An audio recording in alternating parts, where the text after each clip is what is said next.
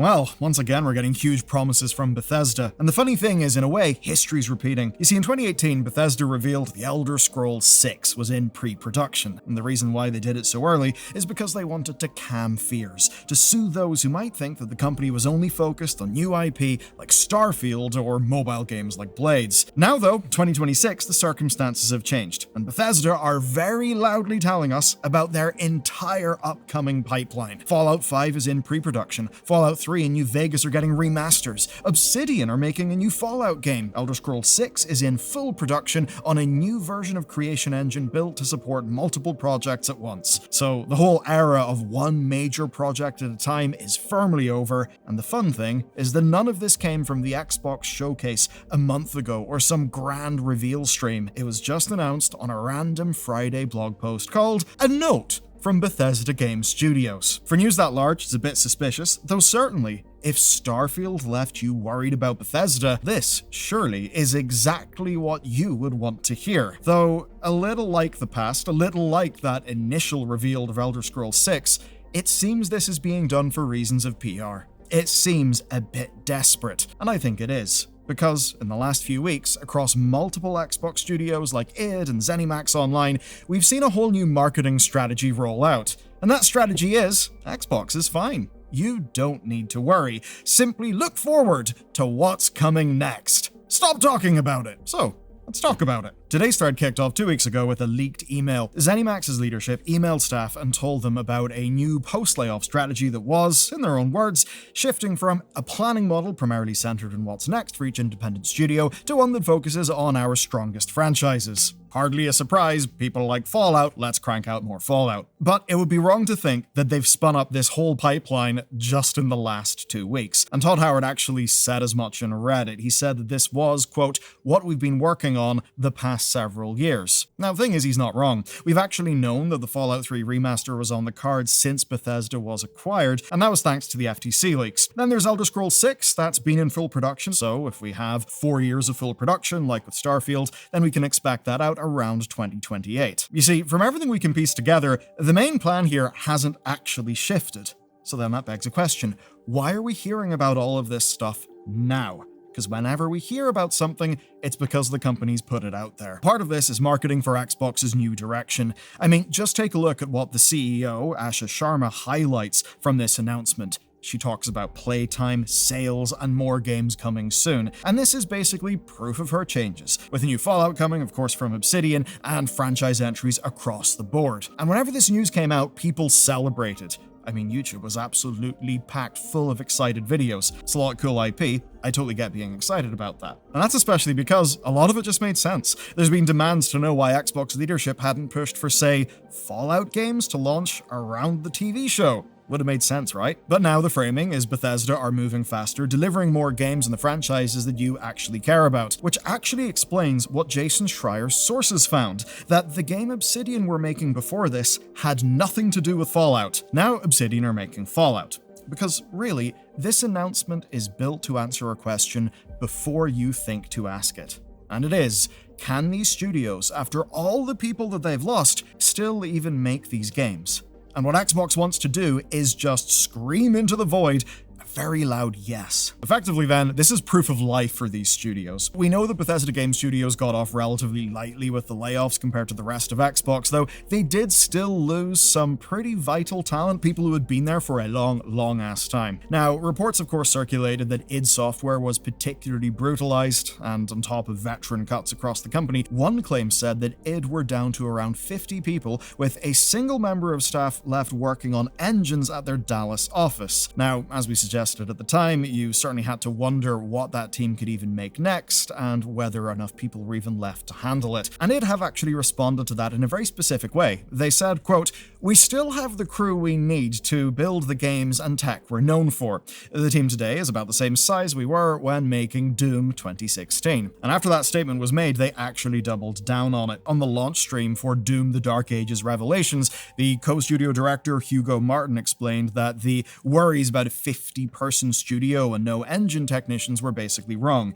Here's the quote from him. We're the size we were when we made Doom 2016, and id Tech is very much alive and well. Once again, some more proof of life from a studio that we do know had a lot of job losses. So far, that's Obsidian, Bethesda Game Studios, and id covered. Then, of course, there's ZeniMax Online. They have had their turn. Their layoffs were part of truly massive cuts. Following those cuts, their leadership was replaced by internal staff, as was reported by GameFile. But at the ESO Tavern event that went down in Germany, Massively OP reported a statement from developers Jason Barnes and Jessica Folsom. ZeniMax Online Studios are now the same size as they were when they made both Hrothgar and Somerset, which, as we know, are both highly acclaimed expansions. But here's the thing, that comparison kinda cuts both ways. The Somerset team wasn't also supporting Elder Scrolls 6 development. This one will be, whilst also delivering their next ESO expansions, and all somehow at the same level of quality as always. Seems tough. Now, one thing you may notice when comparing, say, that statement from the ESO people and then the statement from Hugo is how similar they are. These are studios that suffered because of the layoffs, and they know that players are worried about what comes next. So of course,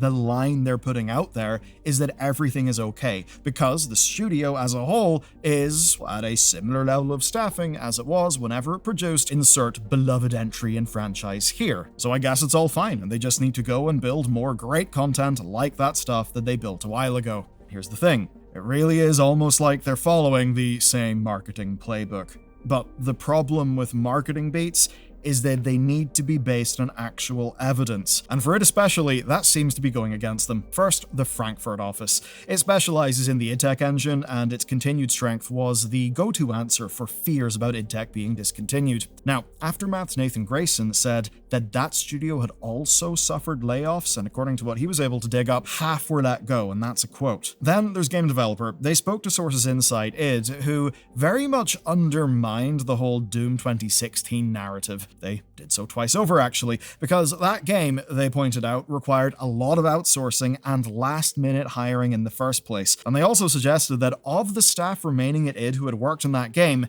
2/3 of them were laid off in this wave. That certainly suggests that more experienced staff were let go, and of course, that would include experienced staff who had shipped Doom 2016 with a smaller team size, and almost certainly learned a lot of lessons from that. But of course, from Xbox's position, that's just little details that journalists are throwing into the space.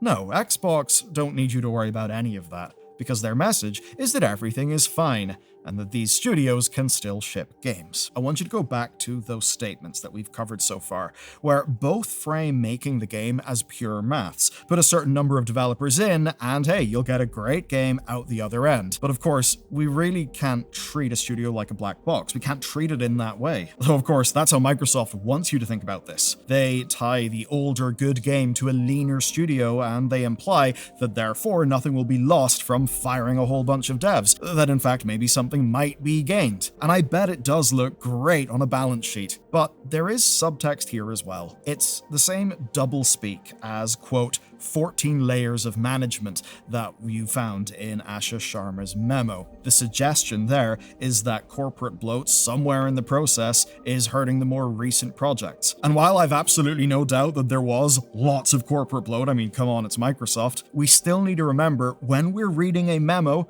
from a CEO of a big company like this, every word is picked carefully. Putting it in the memo and not putting other, less convenient things in the memo is really a tactic to distort how you see the overall picture. And we see more and more of this as we go through all of their comms. As an example, Creation Engine 3 plays the same role, really, heading off fears about Starfield's issues being repeated. Because hey, new engine version, big change. And if you put all of this together, it's all just screaming into the void that players have nothing to worry about, and that they should in fact be excited for the next game that they will purchase from these studios. If they somehow pull it off, that would be a good thing. We all want more great games. And the remaining devs, I'm sure, are very talented. I mean, at id especially, they just shipped DLC that has been very well received, even with reports of significant crunch on that project coming from Game Developer. Their talent is not in question, but the environment that they're in and the pressure that they're under, that is what's worth interrogating. And that's because numbers do not make games. Teams of people make games. It is about experience, about knowledge that stays in the building, and a deep understanding of the type of game that you are making. If you go and look at a lot of communications from, say, Japanese development companies that have been very successful over the last bunch of years, you see many statements that basically come down to, we fostered a great team because of that retained experience. Yeah, our games are pretty great. That's something we've seen across multiple studios with really strong modern track records. And so when you think about the next Elder Scrolls game, think about, say, the senior people who worked on Morrowind, or even games before that, who are now no longer at that company. There's a lot of real experience that literally cannot be replaced because it actually just takes years to develop. So basically, my message for you today is have a grain of salt when it comes to how anyone who is in a big leadership position from Xbox, from Microsoft, talks about this stuff. Because it is all marketing. It is all spin.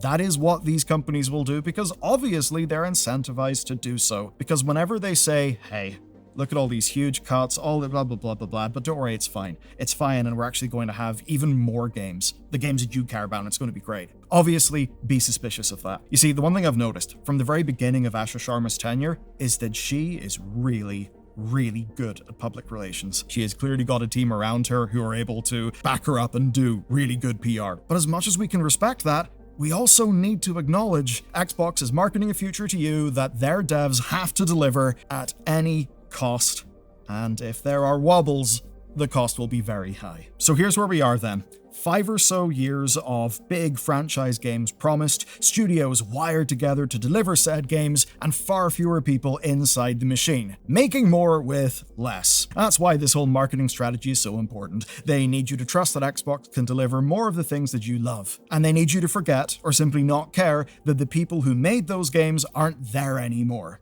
They need you to not worry and just accept what is coming. The question then is, will you? So stay curious, and if you want an example of an actual team of devs going through complete shit, but somehow seemingly pulling it off, watch this video next. Because honestly, while the numbers aren't fully back, qualitatively, it really does feel like Battlefield 6 is back. And I say that as someone who's played that franchise since before Battlefield 2. I mean the 2005 game. So I'm a Battlefield guy, and yeah, trust me, they've cooked up some pretty cool shit.